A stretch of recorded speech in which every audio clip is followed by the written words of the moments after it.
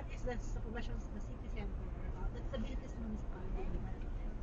Kasi if let's say this has 3 municipalities, then each municipality has a population. We are going to more less developed areas. Yes, we're going to one municipality that has a population. We're going now to New Valencia municipality, where the beach is. New Valencia? New Valencia, and where the lighthouse is also. Siguro yung una sa atin, magkuhan siguro to. Mahana, am I correct? And we are now traversing the Guimaras Yun nga sa Superficial Alubihod. Road. Easy Yeah. Alubihod. Yep. We will be approaching the New Valencia Town Hall. Ano yung signage? Nueva Valencia to. Ito yung New Valencia Municipal. And we're approaching the Town Hall, which has this recognition. Ayun, poblasyon kita mo na. It's an area. It's like an It's a barangay.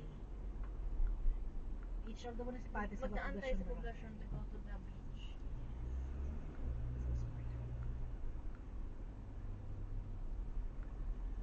Madamo gid nga salamat sa pagbisita bala diri sa poblasyon sa Nueva Visayas, Valencia.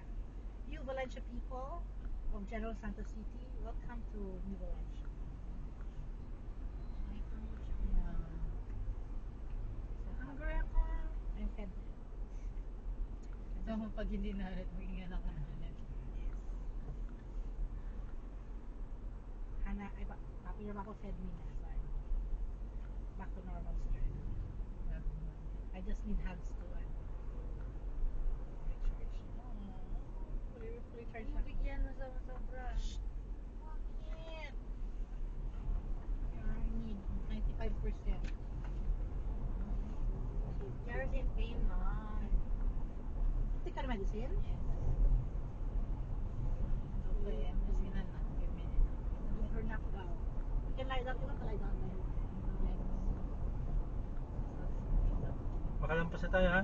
Dapat. Oh, parang Look lang sa ano, road and then close my eyes. nandito pa siya din. No. Masyado kang happy. Panso ko eh. Parang yung ano talaga yung eyes niyo ba? Yung nag-change eyes mo. Ganda ka happy. Kaya niya distracted. Kuya, can you turn on CarPlay? Ay, sila lang? Na-pin niya. Si Claro. Sino? Si Hane. Si, ano, Ah. si Apple.